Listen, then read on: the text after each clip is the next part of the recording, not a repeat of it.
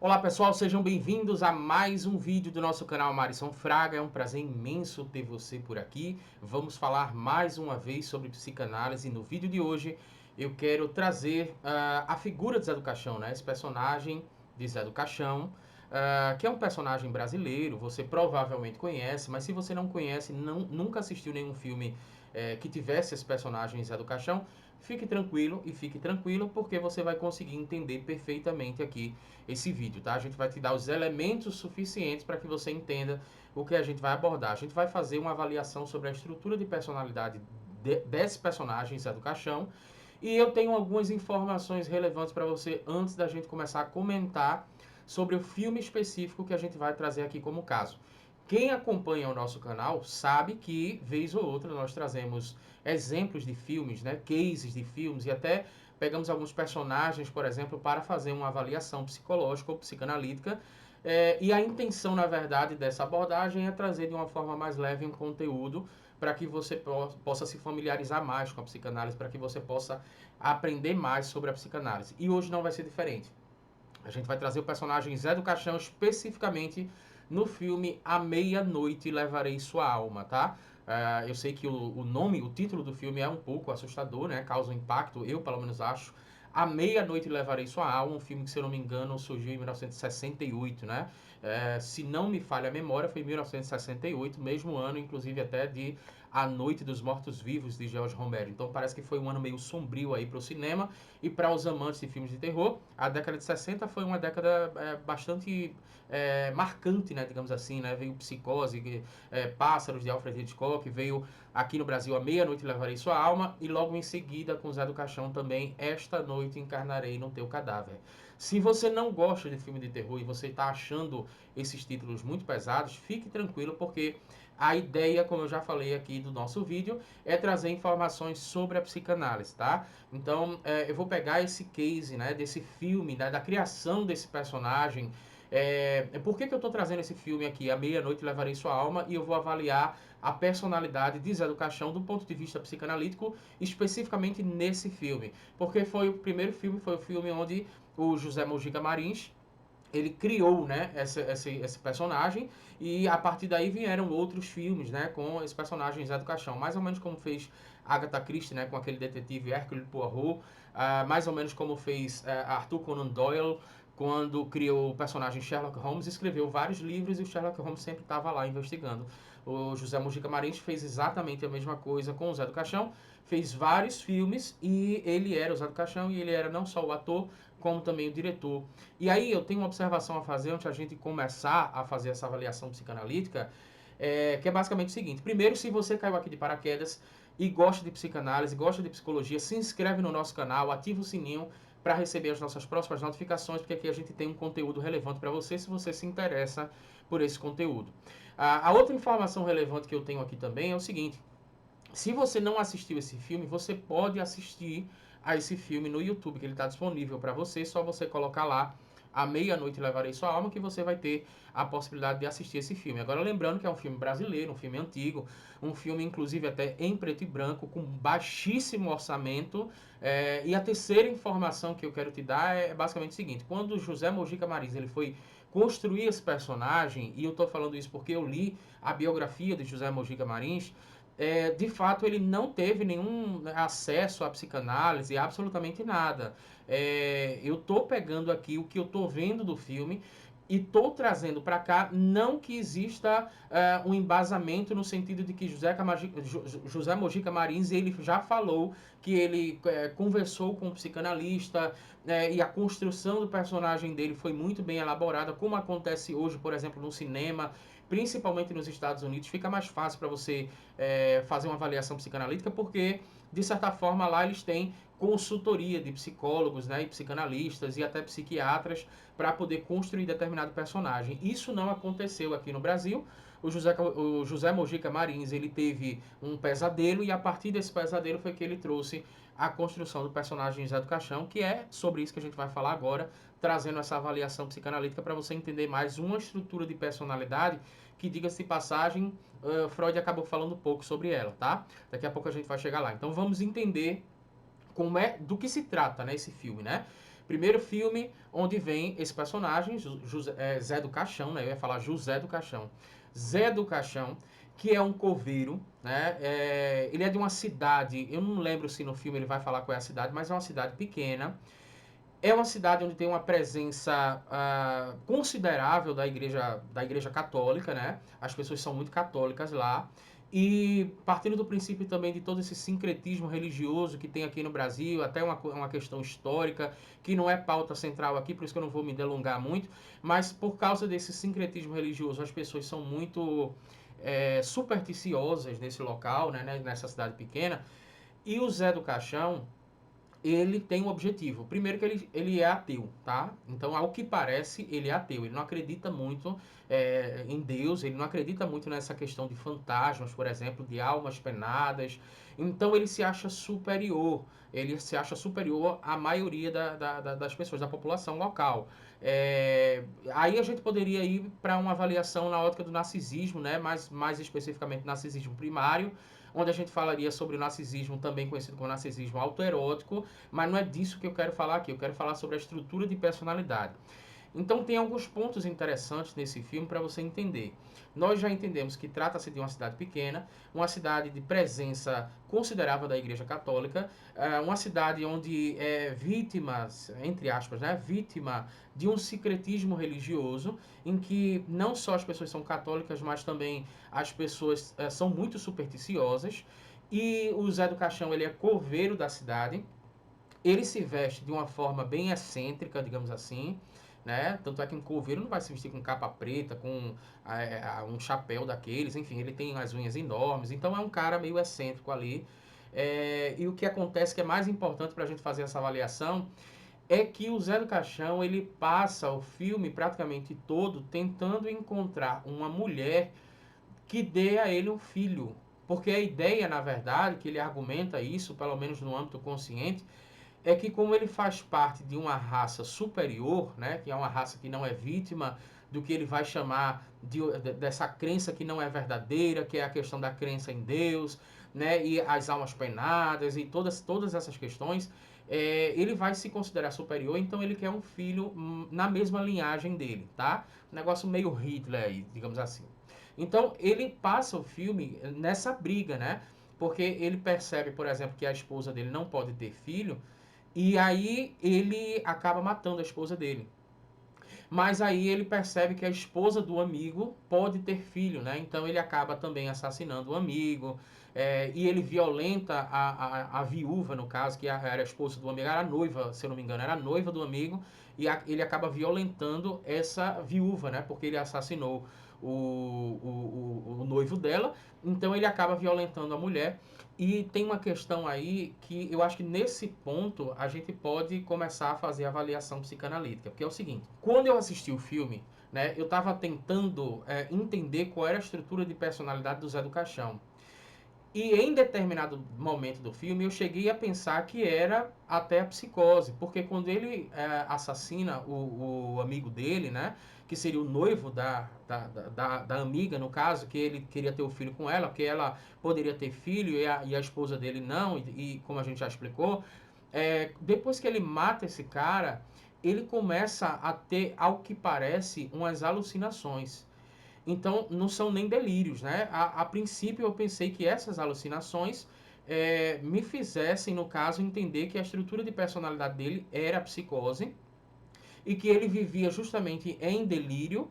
E quando ele assassina um amigo, por causa talvez aí da culpa, ele vai construir uma realidade alternativa onde ele seria provavelmente perseguido pelos mortos. Mas isso cai por terra, não é a psicose, a estrutura de personalidade dele, porque existe uma cena logo quando está se aproximando do final do filme que ele começa a ver realmente algumas almas penadas e ele fica assustado e ele pergunta, né? Será que isso é uma alucinação ou é verdade?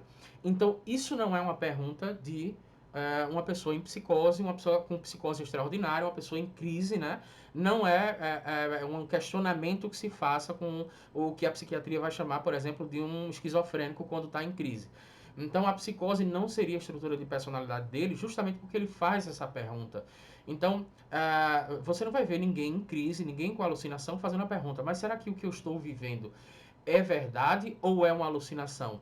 A pessoa entende que aquela alucinação é realmente verdadeira. Então, isso não é uma pergunta característica de uma pessoa que está em alucinação. Aí eu entendo que, de fato, pelo enredo do filme, quer você acredite ou não, mas estou falando do enredo do filme, ele estaria vendo ali as almas penadas mesmo. Agora vamos entender qual seria, então, se não é a psicose, qual seria a estrutura de personalidade do Zé do Caixão nesse filme A Meia-Noite Levarei Sua Alma. Eu percebi que ele tem um prazer muito grande. Eu falei para você, por exemplo, que ele assassina um amigo dele que está noivo de uma mulher e ele acaba violentando essa mulher para ter um filho. Mas o desejo principal, digamos assim, a meta dele não é violentar a mulher por violentar a mulher. A meta dele é ter o filho, né? Então já pega esse gancho e segura essa informação para você. Ele tem um prazer muito grande, isso é uma coisa também muito perceptível, quando ele machuca alguém, quando ele agride alguém. Então tem um bar local, e nesse bar local tem umas cenas onde ele quer exercer sempre o poder dele, tá? Então ele quer ser sempre superior e ele quer exercer o poder trazendo medo para aquelas pessoas. Então chega num determinado momento que ele quebra uma garrafa no meio e enfia na mão do rapaz. Um outro momento, por exemplo, ele vai pegar uma coroa de espinhos, né, que estava numa estátua de Jesus Cristo e ele vai enfiar no rosto de um outro rapaz. Então, sempre existe essa relação, né, de violência para estabelecer o poder. Violência para estabelecer o poder é outra informação que você precisa segurar aí, tá? E uma outra cena que me chama a atenção, que pode não parecer assustadora para você que não assistiu o filme, se você for assistir agora, pode não parecer assustadora, mas na época era uma blasfêmia. Acontece que no filme eles estão na Semana Santa e ele pega um ângulo, né, de uma câmera, ele era o diretor, no caso, ele pega um ângulo de uma câmera em que o Zé do Caixão, o personagem, está sentado numa mesa e tem uma janela aqui do lado dele. E nessa janela está passando uma procissão, então é possível você ver no segundo plano a procissão passando e no primeiro plano o Zé do Caixão comendo uma carne. Eu acho que é um pedaço de uma coxa, de um carneiro, alguma coisa assim. E aí talvez você se pergunte, mas o que isso tem a ver, né? Na verdade seria uma blasfêmia contra a Igreja Católica, porque estariam ali na Semana Santa e estariam naquela questão da jejum de carne, né? Que é a tradição católica, né? O que eu quero chamar a atenção com isso? Já que ele faz parte de uma cidade pequena, é muito provável que ele tenha a intenção de confrontar, tá? Confrontar essa, entre aspas, lei, ou seja, essa regra que as pessoas seguem e acreditam que faz parte da crença local, da fé. Essas pessoas acreditam que é importante o jejum, é indispensável o jejum de carne, principalmente na Semana Santa, né, que deveria, se eu não me engano, começar do Carnaval, mas aí fazem só na Semana Santa. E aí tem uma questão que é a quebra da regra, é a confrontação da regra, a confrontação daquilo que simbolicamente poderia se considerar como a lei local. Então essa ideia de confrontar a regra é outra informação que você precisa pegar aí. E aí eu digo o seguinte, a estrutura de personalidade, pelo que eu percebi, apesar de não ter um embasamento psicanalítico na construção do personagem, mas a estrutura de personalidade do Zé do Caixão seria a perversão. E quando a gente fala de perversão, eu não estou falando de perversões, tá? Preciso esclarecer algumas questões aqui. Primeiro, a psiquiatria, desde 1850, lida ali com a questão das perversões, tá? E Freud vai trazer um conceito que é parecido, mas depois ele ganha uma certa abrangência. Freud aborda isso provavelmente por causa da influência da psiquiatria, mas ele vai abordar num campo mais sexual, digamos assim, onde tem o conceito do sadismo, onde tem o conceito do masoquismo, onde tem o conceito do sadomasoquismo, por exemplo. mas depois de Freud, isso foi ampliado, né? Por exemplo, para algumas interações sociais, relacionamentos interpessoais, onde existe uma relação de sadismo ou masoquismo, ou até mesmo sadomasoquismo. Eu vou te dar um exemplo. Aí a gente poderia ir para o campo da zoofilia, né? Se a gente estivesse no campo sexual. No campo da necrofilia, por exemplo. Mas eu quero ampliar essa compreensão em você para tratar disso no sentido social. Quando a gente fala de perversão, no sentido mais amplo da palavra, e não só no sentido sexual, eu quero te dar um exemplo. Você já deve ter conhecido alguém que gosta de sofrer.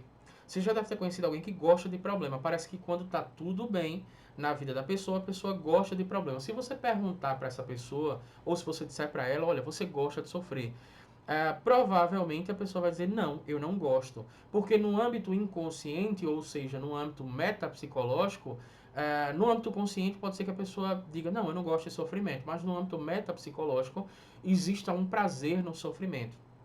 E quem somos nós, enquanto psicanalistas ou psicólogos, para emitir algum juízo de valor nesse sentido, né? A pessoa tem, inclusive, o direito de sofrer, né? A pessoa tem o direito de sofrer e tem o direito, inclusive, até de perceber que gosta de sofrer e continuar sofrendo. E aí, quando a gente amplia isso para o âmbito social, a gente está ampliando para relacionamentos, a gente está ampliando para mercado de trabalho, a gente está ampliando, por exemplo, para políticos, né?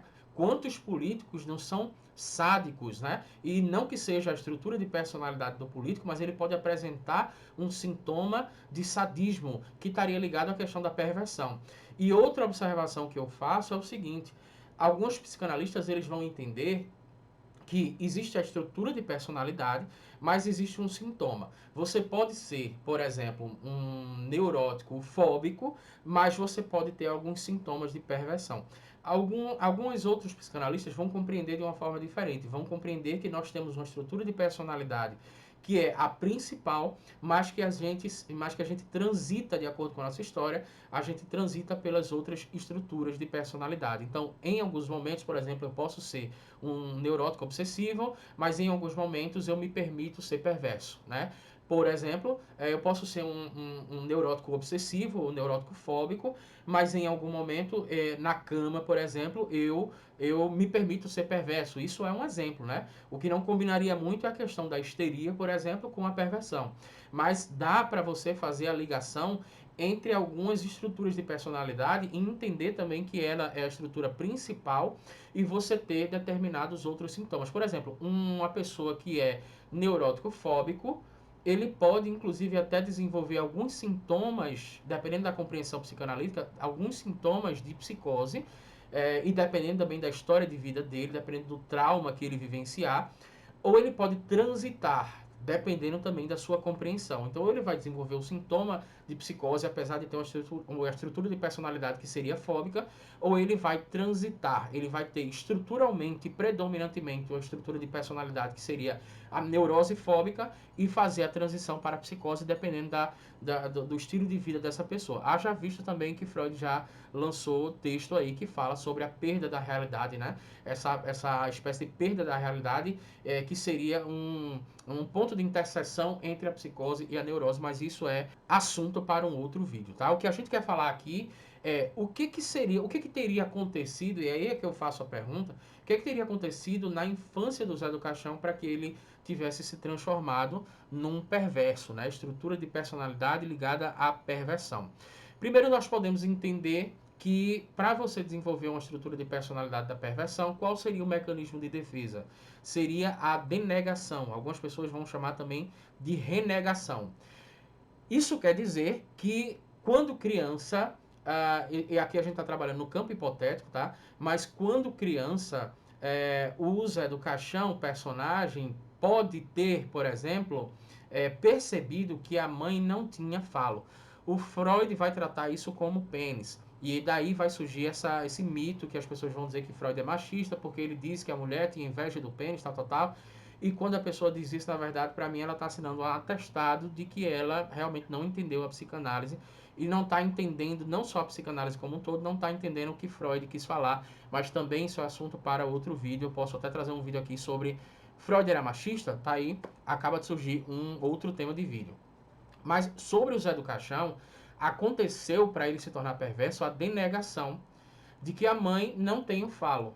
Ou seja, ele compreende em determinado momento que a mãe não tem o falo, isso causa angústia nele e aí ele renega ou ele denega essa informação. Isso no âmbito metapsicológico.